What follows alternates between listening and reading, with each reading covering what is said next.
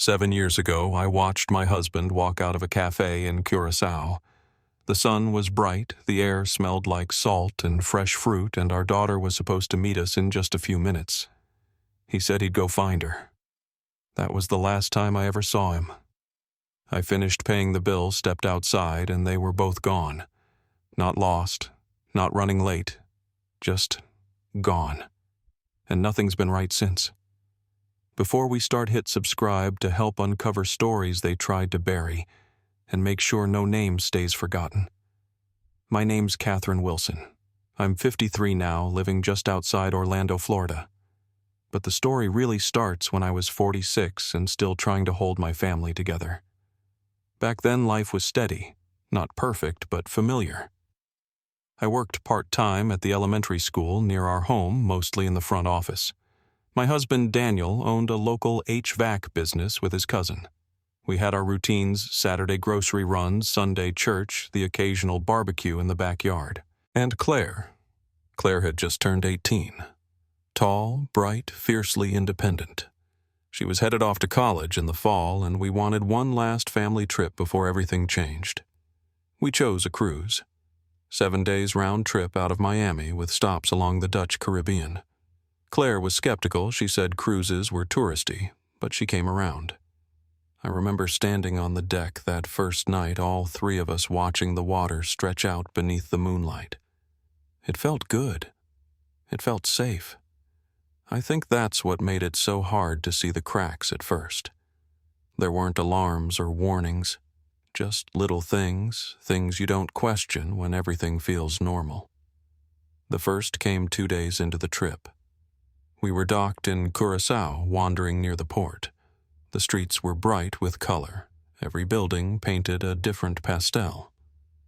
Claire asked if she could go explore on her own for a bit. Said she wanted to check out some artisan markets a few blocks up. I hesitated. She was 18, but we were in a foreign country. Daniel said to let her go. She'll be back before we finish our drinks, he told me, smiling. We sat down at a little cafe just off the cobblestone street. I remember the sound of glasses clinking behind the bar, the breeze tugging at the umbrella over our table. We ordered iced coffees and watched the world drift by. 15 minutes passed, then 20. Daniel stood and said he'd go find her. I stayed to pay the check. That's all it was. A 15-minute split. Just enough time for the world to turn upside down. He walked off down the street, dialing her number. I watched him disappear into the crowd phone at his ear, one hand in his pocket. Then he didn't come back. At first, I didn't panic. I thought maybe they'd bumped into each other, gone off to browse somewhere together. But 20 minutes became 30, then an hour. And when I called both of their phones, neither answered. By the time the ship's crew started calling passengers back for departure, my stomach was a knot. They weren't back. I searched. I ran up and down the same stretch of shops they said they'd visit. The markets, the beach road. No sign, no calls, just silence. And as the sun began to fall behind the harbor, I felt something in my chest I couldn't explain. Not panic, not fear exactly. Just an awful, bone-deep knowing. Something was wrong, and it wasn't going away. I didn't leave the port right away. Even after the ship's final boarding call echoed through the alley, I stayed. I must have walked the same 4-block stretch a dozen times, calling their names, stopping strangers, showing pictures on my phone. The sun had already dipped behind the buildings. The streets were thinning out. I told myself maybe they got turned around. Maybe they were sitting in a cafe I hadn't checked. But deep down, I knew. There was no reason Daniel wouldn't have come back. No way Claire wouldn't have called. I remember the dock workers glancing at me as I ran down the pier, waving my arms, begging the crew not to pull up the gangway just yet.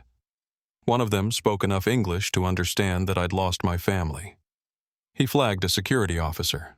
They let me back on board and took me to a staff office just below the main deck, where 2 officers from the ship's security team sat me down and started asking questions. What were they wearing? When was the last time I saw them? Could they have simply gone back to the ship without me noticing? I must have repeated the same answers 3 or 4 times. We were all together at a cafe around noon. Claire wanted to take a short walk alone. She'd promised to be back in 15 minutes. When she didn't return, Daniel said he'd go check on her. That was the last time I saw either of them. I didn't have exact details. I didn't know the name of the cafe.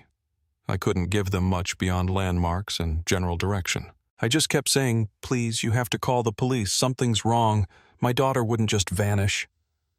They promised to alert the local port authorities, said the Curacao police would be notified, and that they'd coordinate once the ship departed.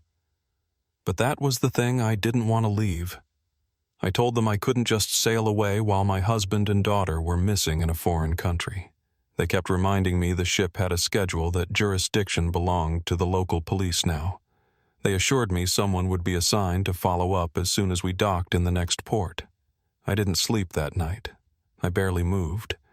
I just sat in that cabin, clutching my phone, staring at the empty bunks that should have held my family. When we finally returned to Florida 4 days later, I filed every report I could think of. The cruise line gave me the name of the Curacao Police Department they said they'd contacted, and I followed up myself. I reported Daniel and Claire missing to the Orlando Police Department too, since we were residents there. That's how I met Detective Mark Holloway for the first time. He was calm, methodical, no empty promises. He told me international disappearances were rare but difficult.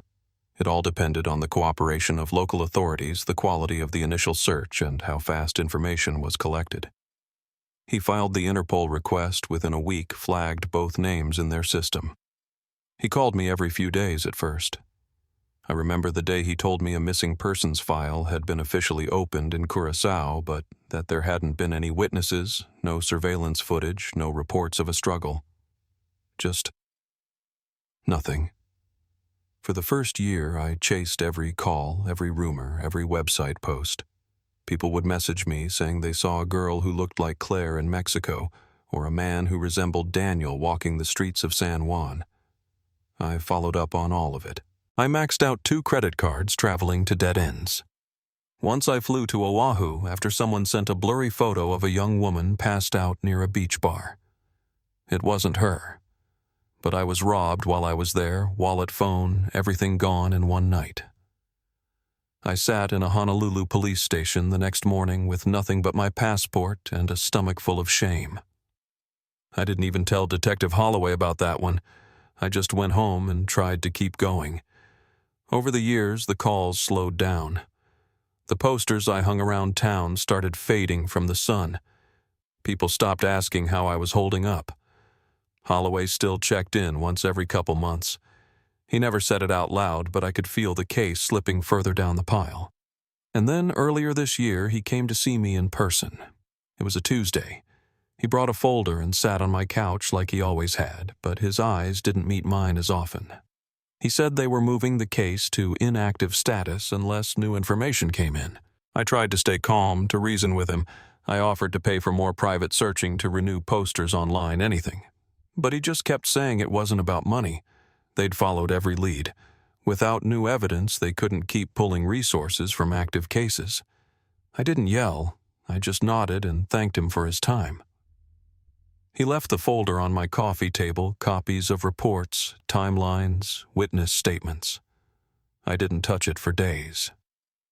It was 2 weeks after that meeting when my phone rang. I was in the car, parked outside a strip mall in Tampa, restocking flyers in the laundromat window.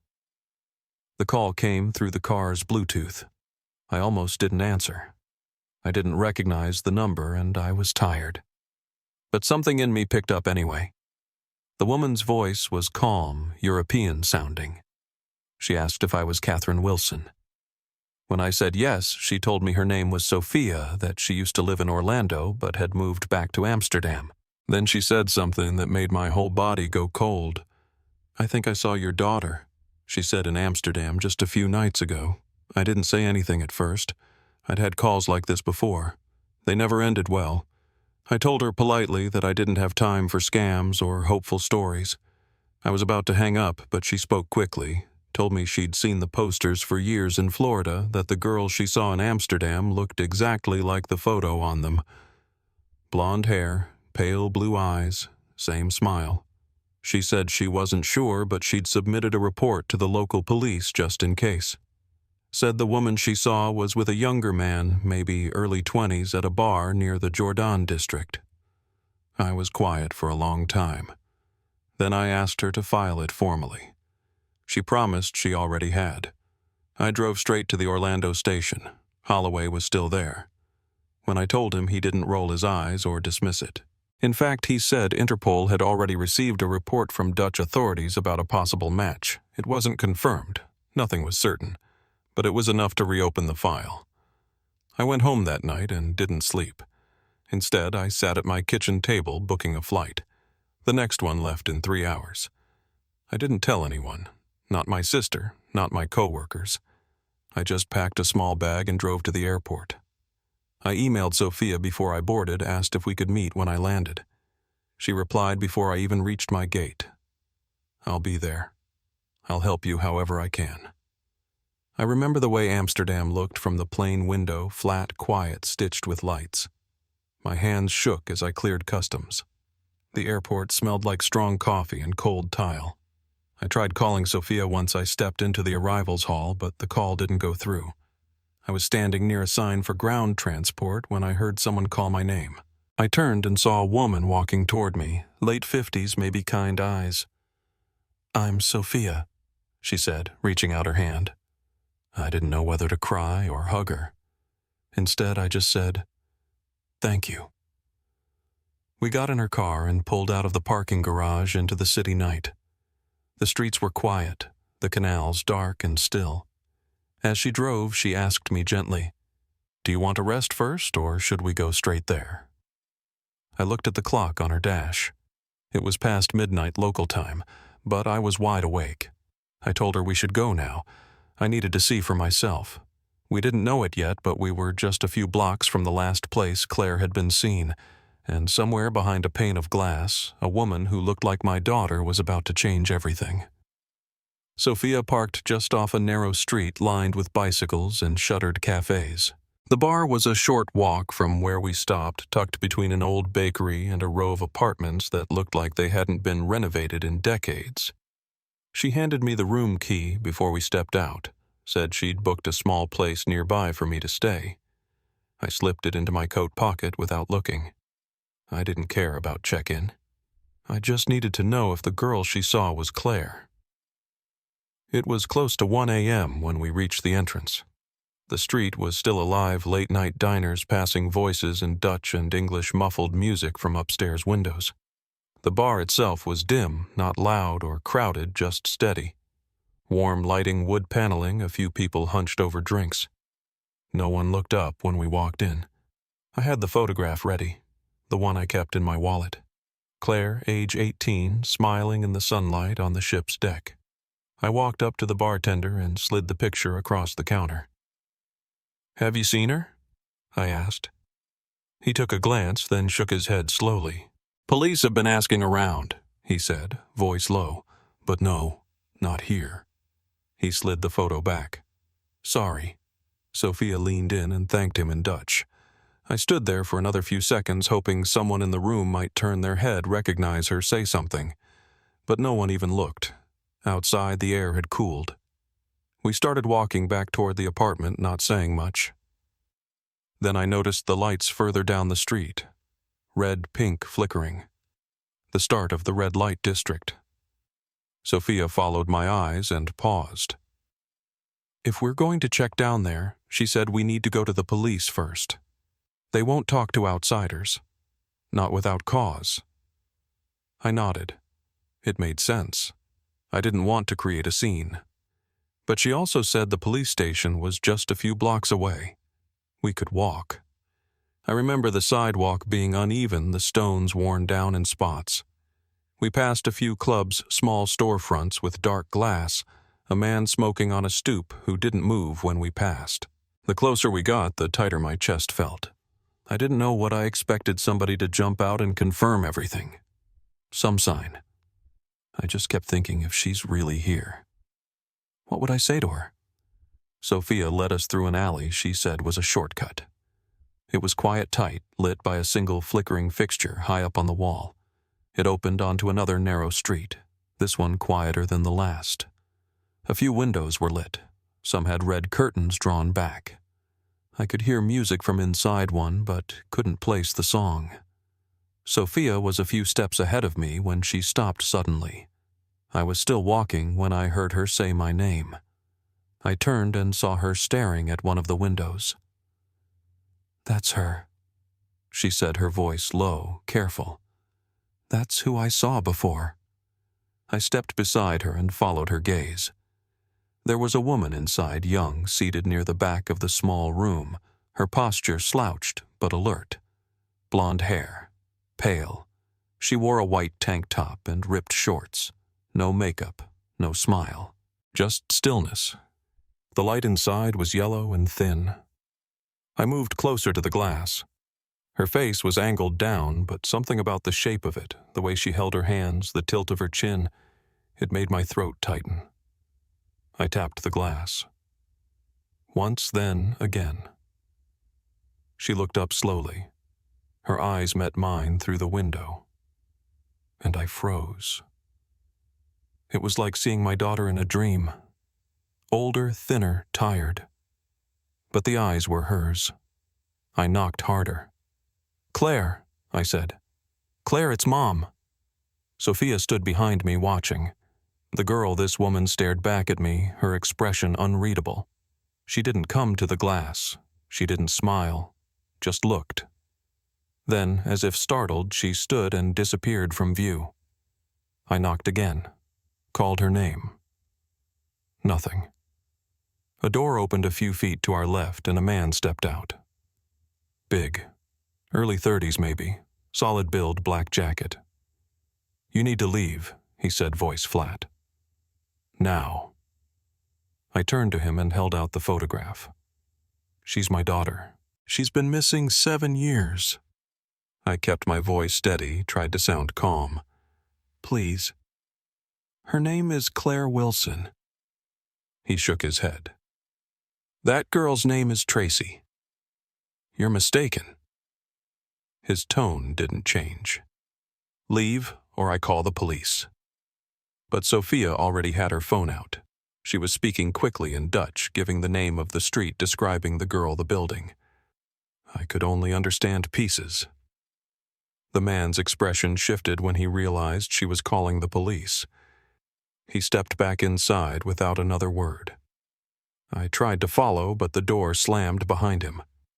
A minute passed, then 2.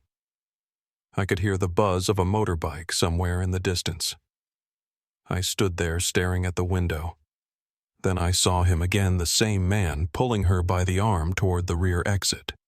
She looked frightened, unsteady on her feet.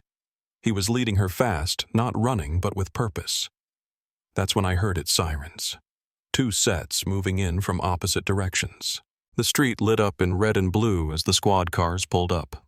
Uniformed officers moved in quickly. One of them shouted something in Dutch. The man raised his hands, turned slowly. I watched as he tried to talk his way out of it. Said the girl was just a tenant. Said she was of age, not missing. But when they asked for ID, I saw his shoulders tighten. He hesitated. Then ran.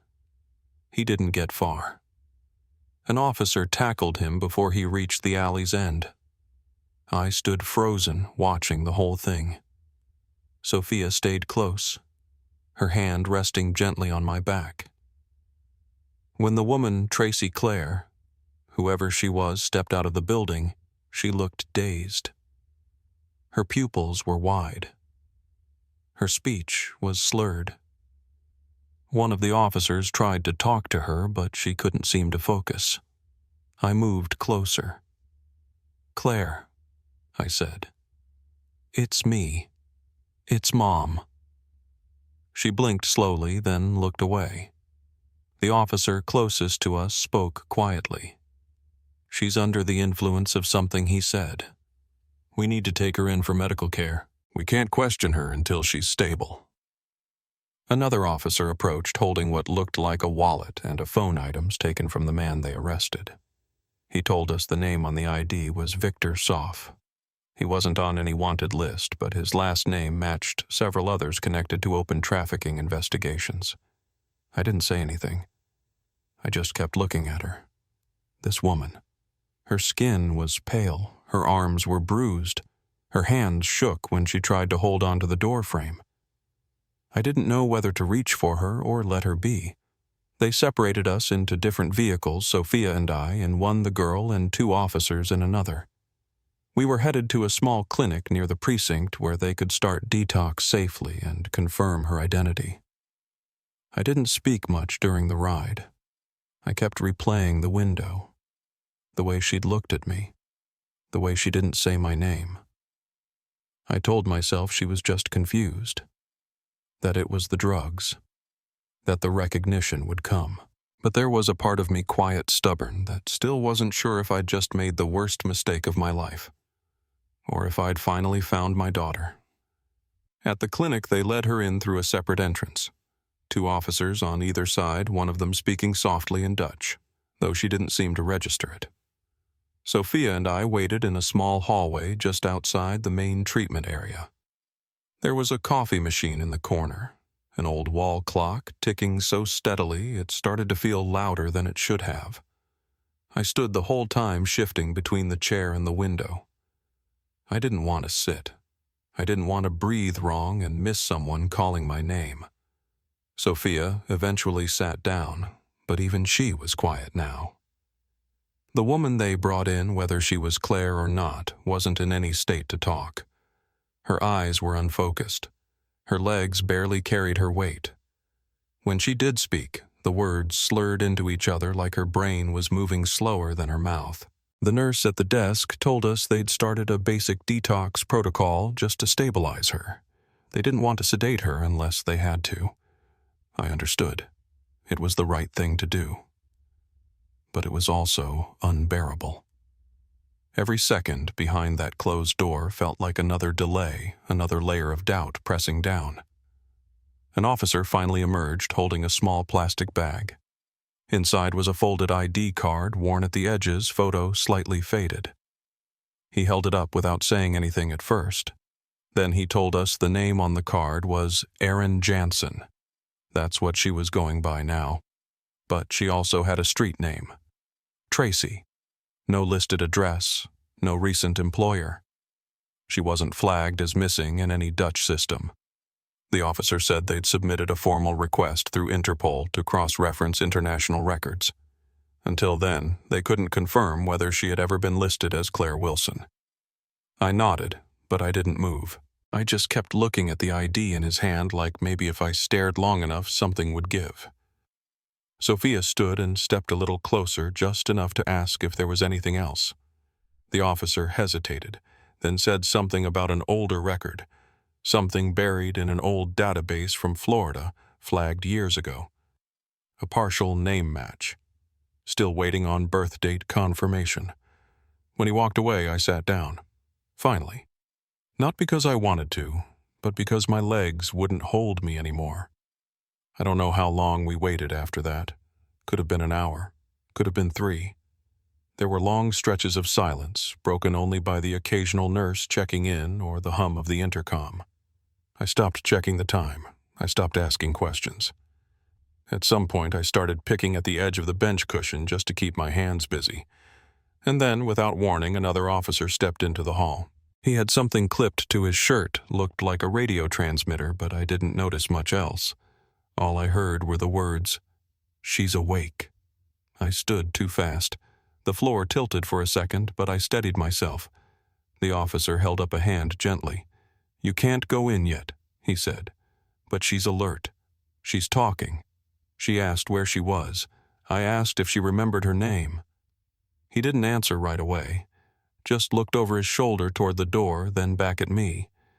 "She asked about someone named Victor," he said. "Wanted to know if he was arrested." I felt Sophia move beside me, just a small shift in weight. The officer continued. "We're still questioning her, but she's showing signs of withdrawal. She's scared." Not combative, just confused. He paused again like he didn't know how much to say. Then after a moment, he told us the Interpol search had confirmed it. Before she became Erin Jansen, she was Claire Wilson. The name had been changed officially about 5 years ago through a forged identity document filed in Belgium. The birth certificate matched the one from Orlando. The girl behind that door, half-conscious, scared, barely able to speak, was my daughter. I don't remember crying right then. It wasn't joy or even relief. It was just stillness. A kind of quiet collapse inside me. Everything I had carried for 7 years, the doubt, the questions, the endless walking past her empty bedroom, it all came forward at once, but without noise. I just nodded once and sat back down. The officer said they'd move her to the station soon, that we'd be allowed to speak once she was processed. I didn't argue. I didn't push. I just waited. When they brought her out, she looked different, less dazed. Her eyes moved slowly, but they moved with intention. She was wearing a jacket now. Someone must have brought it to her. Her hands were tucked into the sleeves like a child's. The nurse stood close, steadying her as they walked. She didn't speak until she was almost past us. Then she stopped, turned. Her eyes met mine. Not briefly, really met them. And she whispered, "Am I in trouble?" Her voice was thin, like it hadn't been used in days.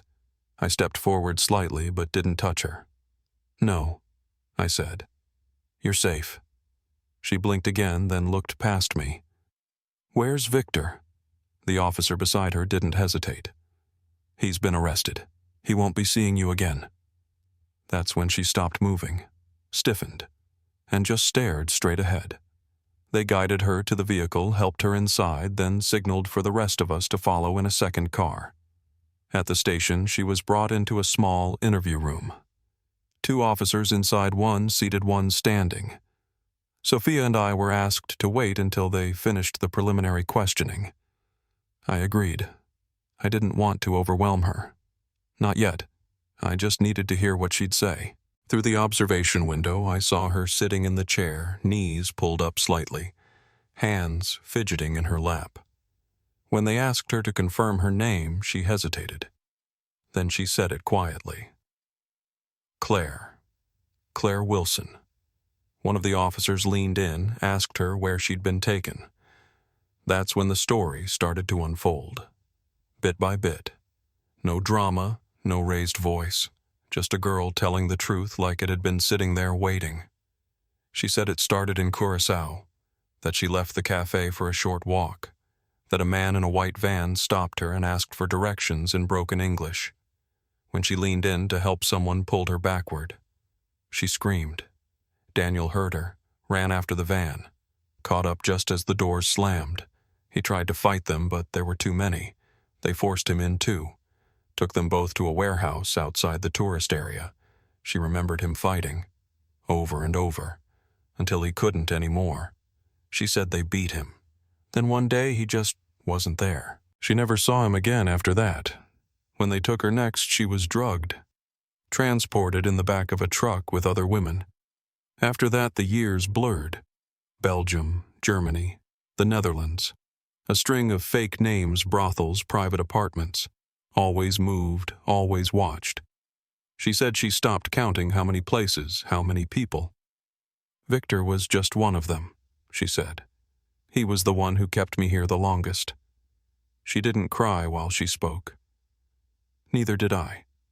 There was too much between us now. Years we couldn't get back. Questions we weren't ready to ask. But even in that cold, quiet room with the walls bare and the lights too bright, there was something else in her voice I hadn't heard in a long time. Something unsteady but present. She said she wanted to help. Said there were others still out there, that she'd talk if it helped. They were going to run the DNA to close the case officially. Start the legal process of bringing her home.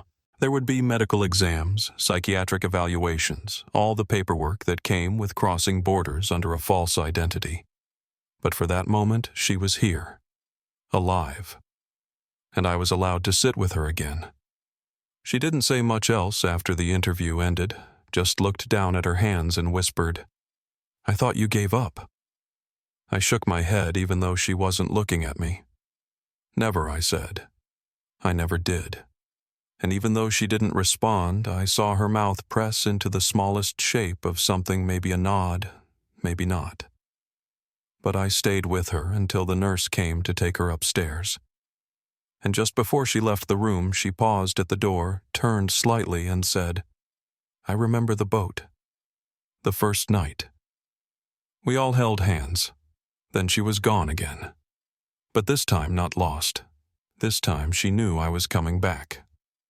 They moved her into a recovery room on the second floor of the precinct clinic, one with frosted glass and a small cot bolted to the wall. I wasn't allowed in, but they let me stay nearby while they ran more formal checks. One of the officers brought me coffee I didn't ask for, left it on the chair beside me. I didn't touch it. I kept watching the hallway, listening for any sound. Footsteps, a door creaking open. Her voice.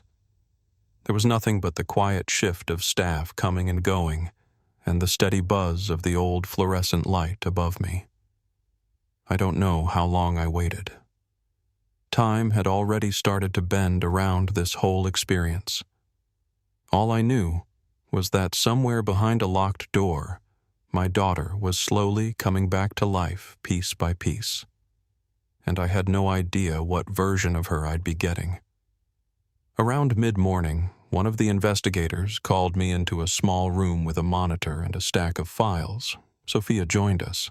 The officer had a translator with him just to make sure nothing got lost in the details. They said they wanted to go over the timeline she'd started giving them, said it might help to have me there not just for facts but to catch anything familiar. Claire had been talking slowly and they were trying to verify as much as they could. I sat down, folded my hands in my lap, and nodded. I was ready. They played an audio recording, not loud, just enough that I could hear her voice. It was hers, but flatter than I remembered. Measured, like she was choosing her words carefully or maybe relearning how to use them. She talked about the day in Curacao, that she'd stepped away from the cafe because she'd wanted to look at a stall with hand-woven bags. Said a man had pulled up in a van, asked her something in broken English, and when she turned to respond, another figure came up behind her. She was yanked back, shoved inside, screamed once loud enough that Daniel heard. She said she saw him run across the street toward the van trying to reach her, that he actually did get there, got a hand on the door. But then she started crying and the officer paused the recording.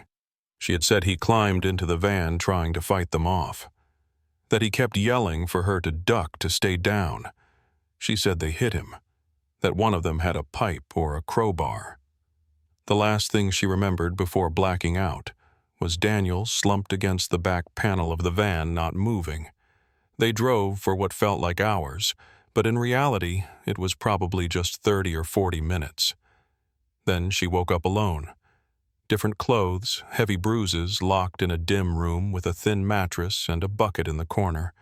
There were others, too, girls younger than her, older than her. All quiet, all terrified. From there, she said it was hard to remember the order of things. The places blurred together. Germany, Belgium, then eventually Amsterdam. Always apartments, warehouses, private rooms, with blacked-out windows. She was given a new name, Tracy, told that her old name didn't matter anymore. And over time, it started to feel true. The drugs were constant.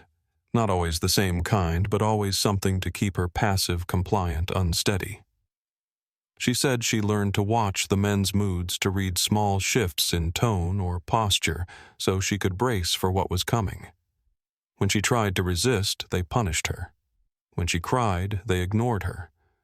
But if she stayed quiet, didn't make trouble sometimes, they'd give her something softer, let her rest a little longer, eat something warm.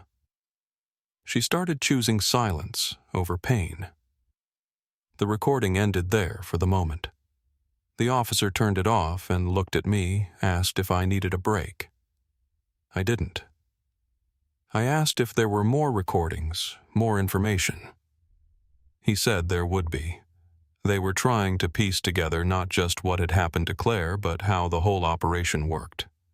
The man they arrested, Victor Soff, was connected by surname to a network they'd been monitoring for years. Mostly Eastern European nationals with forged documents moving women through ports, hiding them in cities with high tourism turnover. Amsterdam had become a hub, and while they had suspicions, it was rare to get a live witness willing or able to talk. Claire's recollection might be the break they needed, but only if she stayed willing, only if she stayed safe. The officer made it clear they weren't going to push her, that everything had to come at her pace. They were working with trauma specialists and immigration authorities, and they promised she wouldn't be deported or prosecuted for anything she'd been forced to do. Still, the next steps were going to be delicate. She'd need to give a full statement, undergo psychological evaluation, and possibly testify if others were arrested. All of it would take time. I asked what I could do in the meantime, and they told me the best thing was just to stay close. Be steady, be patient. Let her come to me on her own terms. That afternoon, I was allowed back into the recovery room. She was sitting up now, a blanket draped around her shoulders, hair damp, like she'd just come from a shower. Her eyes still looked distant, but when I stepped inside, she turned toward the sound. She didn't speak right away. Neither did I. I sat in the chair across from her, folded my hands in my lap again like I had in the interview room. After a moment, she reached for the cup of tea beside her, then stopped halfway and just looked at her hands. "They said you never stopped looking," she said quietly. I nodded. They were right. She didn't cry. Neither did I. We just sat there breathing the same air for the first time in years. She said her name slowly like she was testing it out again. "Claire." Then she said it again more firmly. "I'm Claire Wilson. I told her I was proud of her, that we'd take things one step at a time." She nodded, then looked back toward the small window above the bed. "I used to dream about that cruise," she said. "Not the bad part, just the beginning, the color of the water, the way Dad smiled when we left the dock." Her voice caught then just a little. "He really tried, didn't he?" I told her yes, that he never hesitated, that he gave everything to protect her. She sat with that for a while. Then she said, "I think I remember something else. A mark on one of the men, like a tattoo. I don't know if it means anything, but—" Her voice trailed off. I told her anything she remembered could help. It wasn't much, just a vague symbol, 3 bars or maybe slashes on the back of someone's hand. But the officer I told wrote it down immediately, said it matched a tattoo associated with a known group in Eastern Europe. It wasn't a match yet, but it was something. The first thread we could follow. That night before I left the station, I asked the nurse if Claire would be allowed visitors the next morning. She said yes, as long as she stayed stable.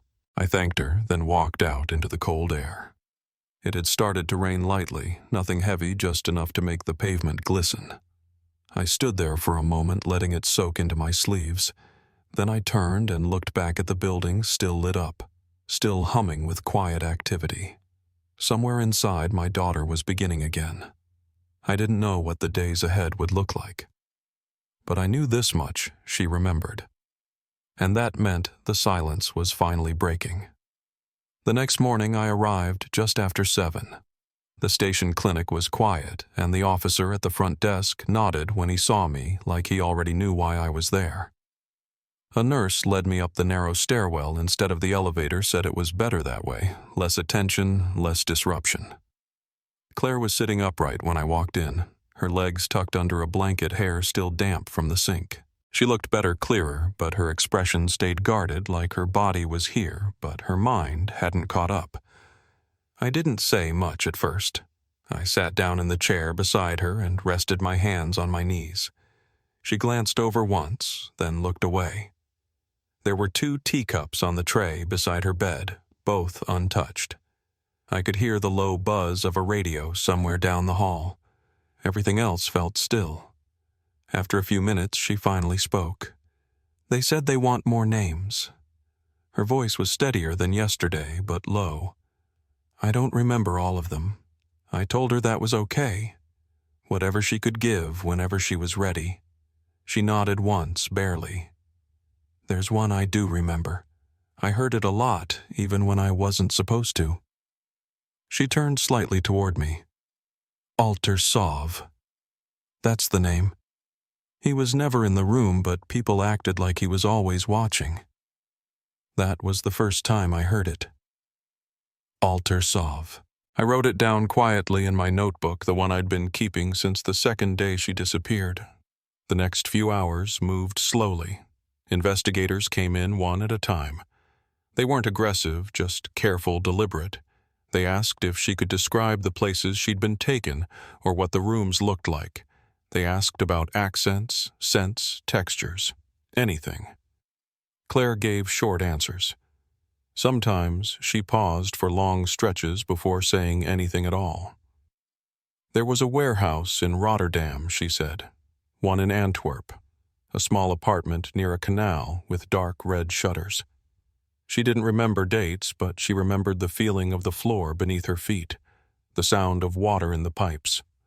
A whistle one of the men used to signal when to move. At one point, she looked down at her arm and said, "There used to be a number here, but it had faded." She traced over the skin where it had been. The officer nodded and asked if she knew what it meant. She didn't, only that girls with the same number were kept together for a while, then separated. They took breaks between interviews, let her rest. I stayed in the chair next to her bed, reading old messages on my phone I couldn't bring myself to delete. One from Daniel the morning we boarded the ship. He'd sent a picture of our luggage stacked on the sidewalk, captioned it, "We made it." I stared at it until the letters started to blur. Around midday, a younger detective stopped by with a photo lineup. He asked if Claire could identify anyone she remembered.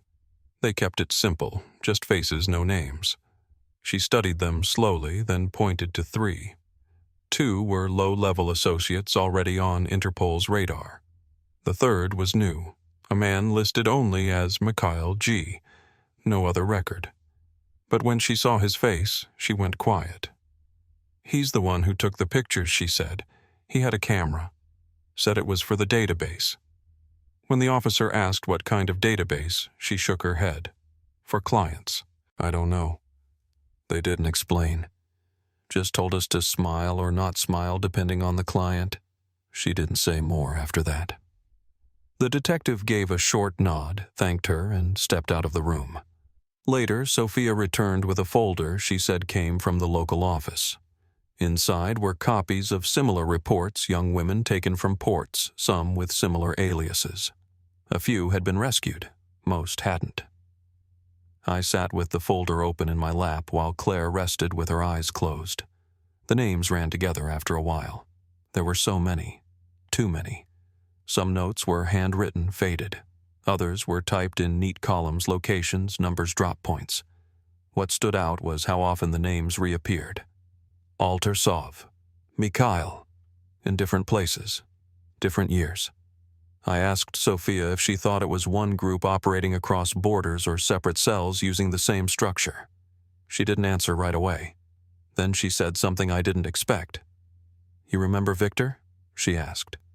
I nodded. When they processed him, he had a list. In his phone, coded names, first initials, payment figures, travel routes. She handed me a printout. My eyes stopped on one line near the bottom.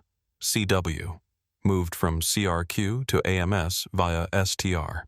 Full handoff. Status owned. My chest tightened. CW. Claire Wilson, CRQ. That must have meant Curacao. AMS for Amsterdam. STR, I didn't know. Stuttgart, maybe. It didn't matter. What mattered was that it was her. She had been moved like freight. Labeled. Tracked. The rest of that day was quiet. Claire slept more. The interviews paused while officers cross-checked the names she'd given. I sat in the lobby just outside the room trying to process what all of this meant. That somewhere out there a man named Alter Sov was still operating. That Victor was just a middle link in a chain that stretched across borders.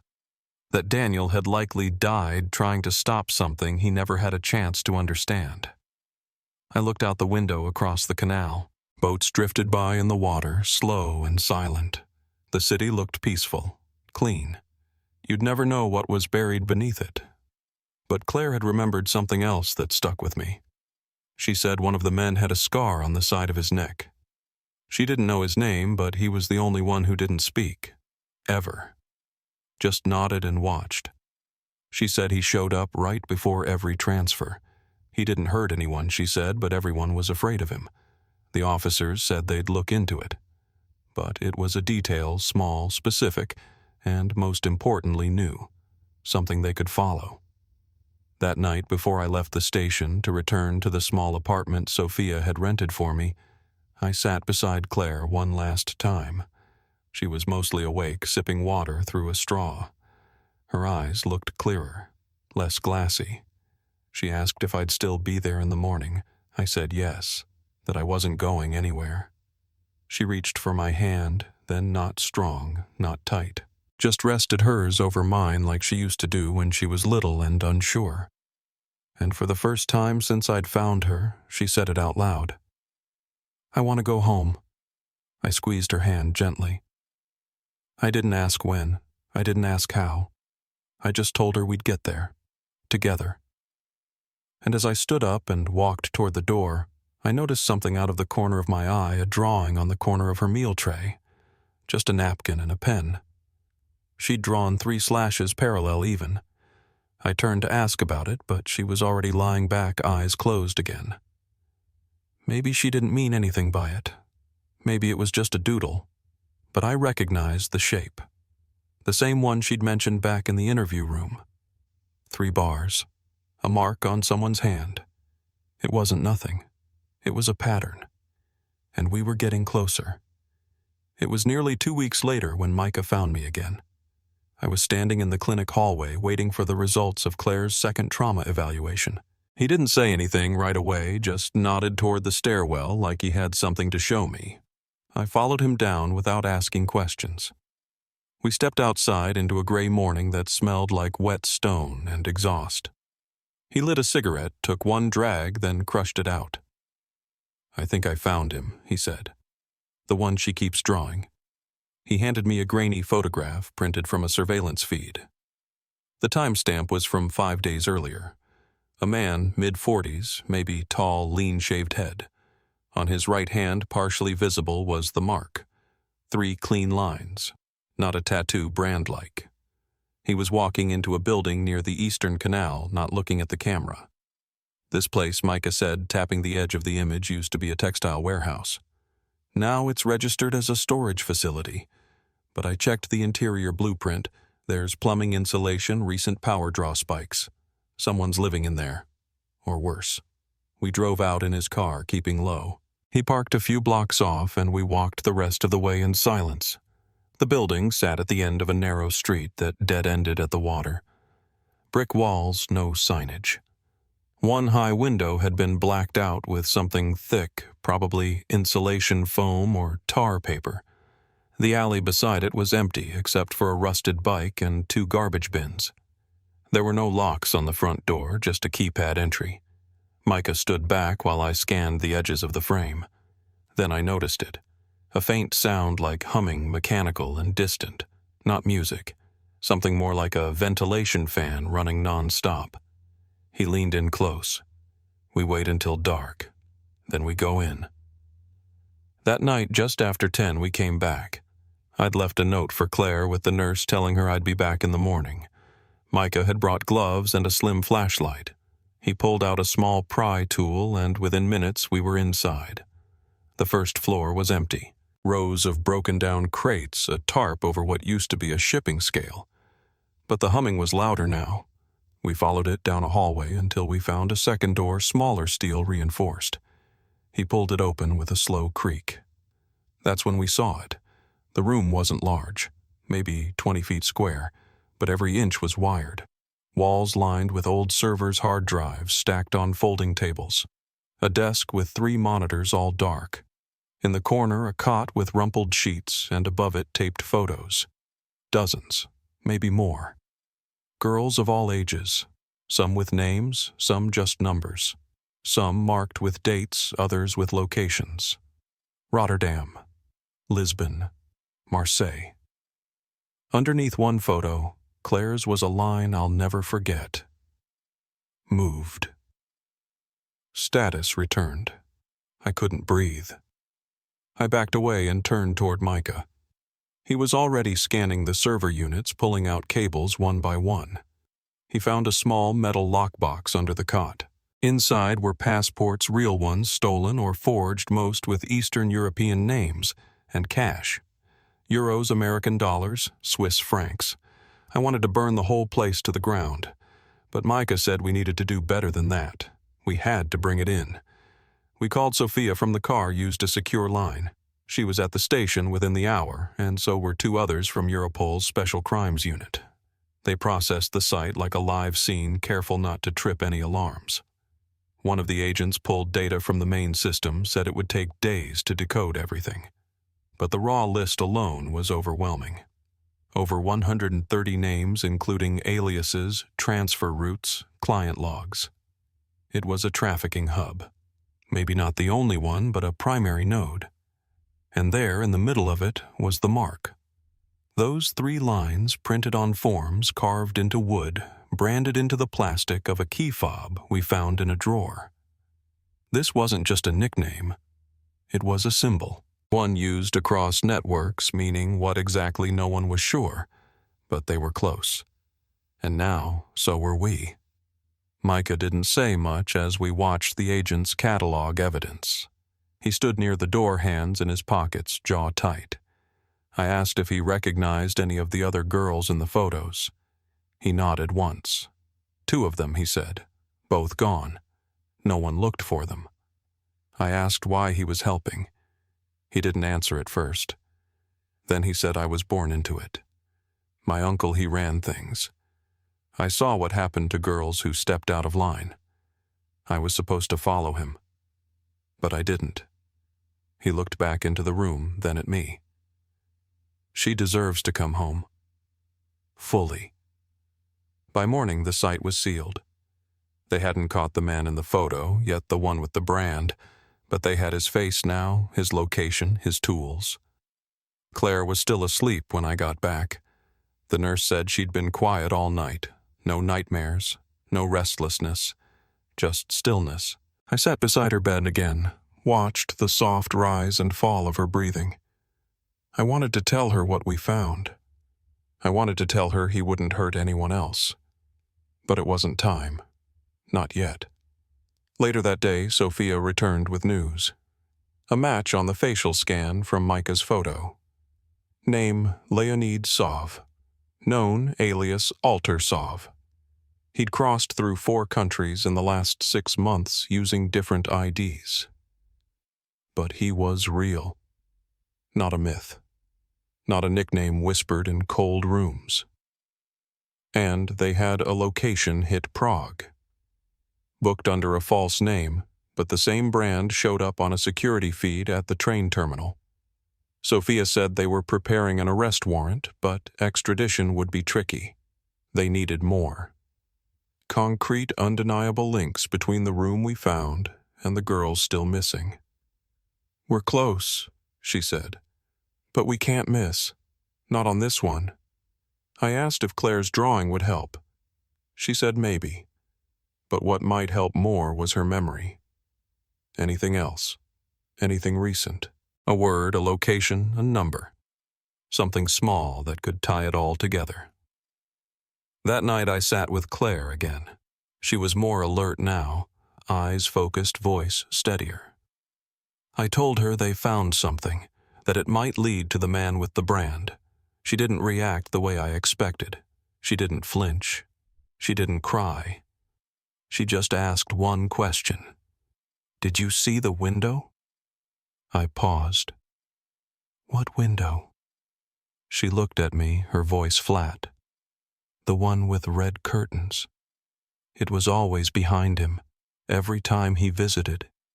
The curtains were tied with string, not ribbon. String." I nodded slowly, unsure what it meant. Then she said something else. There was a church bell. I could hear it. Every morning at 9. I looked over at Sophia. She was already pulling out her phone. Prague, she whispered. We find the churches. Then we find the windows. And somewhere behind one of them, he was still there. Still breathing. Still waiting. But this time, we were coming for him. It was a Friday morning when the Prague search team called in. Sophia had sent over Claire's description, red curtains, string ties, the sound of a church bell at 9. They cross-referenced it with satellite imagery window details from property records and the bell towers that still operated in the old city. Out of nearly 100 buildings within the radius, they narrowed it down to 3. The third was an apartment on the second floor of a restored tenement in the Mala Strana district facing a narrow stone courtyard and directly across from a 17th-century Catholic church.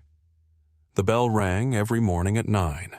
The window above the unit had faded red curtains visible even from the street, and the tenant listed on the lease was using the same alias Leonid Sov had used in Spain the year before. Sophia said there was no time to wait. They'd notified Czech authorities, set up surveillance on the building, and coordinated a quiet extraction. We can't risk him vanishing again, she said. We go in tonight. I wasn't allowed to be there. They said it wasn't safe, and legally I had no jurisdiction. But Micah went with them. He'd worked with one of the local field agents before and agreed to stay outside, just eyes, no action. The plan was surgical. Quiet entry, no sirens, no uniforms. They wanted him alive. At 2:11 a.m. they moved in. At 2:17 he was in custody. I got the call at 2:23. We have him, Sophia said. He didn't fight, he didn't speak. But it's him. The man with the brand was finally out of the shadows. What they found inside his apartment was worse than what we saw in the warehouse. More photos, hundreds of them. Cataloged, filed, labeled with handwritten notes in Czech, Russian, and Dutch. There were 2 more passports, a drawer full of prepaid cell phones, and beneath the floorboards a locked metal case. Inside were keys, actual, physical keys, each one tagged with a number. One of them matched the code from Claire's case file. The chain still had a piece of ribbon tied around it. They also recovered a tablet wiped clean, but recoverable, and a series of USB drives sealed in vacuum packs. Forensics took it all. By the time the sun came up, the Czech police had sealed the building and transferred Leonid Sov to a secure international holding facility. Sophia flew to Prague that same day. I was in the hospital when she called. She asked if Claire could identify him not just from the photo, but in person. I told her no, not yet. Claire was alert, speaking more each day, but still fragile. Sometimes she'd drift off in the middle of a sentence. Other times she'd stare at a blank wall for 15 minutes, completely still. The psychiatrist said it was a form of disassociation, a way the brain protects itself when it's trying to reintegrate traumatic memory. But she knew he'd been caught. I told her that much. She nodded once when I said his name. Then she said something that caught me off guard. He didn't work alone. Sophia confirmed it days later. The files were deep. Layers upon layers of communications, false IDs, bank accounts linked to shell corporations out of Dubai and Luxembourg. He wasn't just a predator. He was a broker, a middleman for something much larger, and he had partners, some named, some only hinted at. They'd been operating across Europe for years. Some had gone dark. Others were still active. And now that Sov had been captured, the others would scatter. But they had his devices, his codes, and a list of transactions that tied dates, times, and locations to missing persons cases in 6 countries. It wasn't enough to close every case, but it opened dozens. Names once filed under runaway or no leads were now linked to verified evidence. Families got calls. Some were able to retrieve personal effects. Some received only confirmation, a name on a ledger, a city, a date. And in a few rare cases, girls who had survived long enough to be moved, sold again, or abandoned were found and brought home. It was slow justice, incomplete. But it was real. Claire stayed in care through the spring. The specialists built her treatment around stabilization, no pressure, no media, no court demands. Sophia promised the trial wouldn't start until we were ready. By June, Claire could walk on her own again. Her weight was coming back. She'd begun drawing less and speaking more.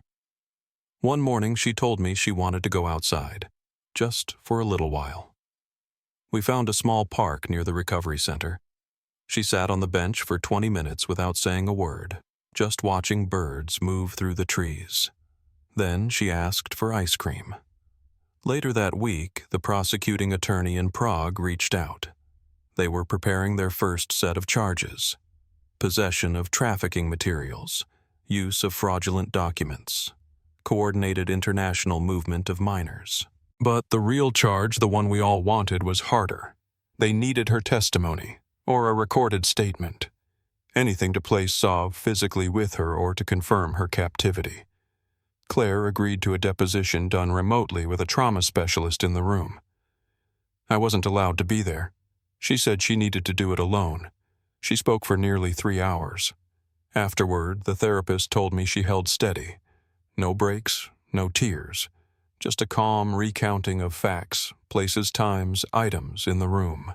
Sov's routines, the meals, the red curtains, the smell of his aftershave, his voice. She remembered it all. A week later, they called again. Sov had pleaded not guilty, but the judge approved trial proceedings based on the strength of the physical evidence and Claire's deposition. It wouldn't be quick, but it would happen.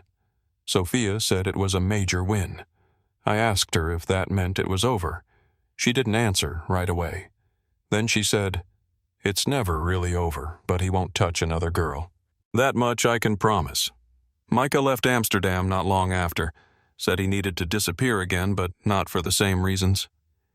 He handed me a slip of paper before he boarded the train.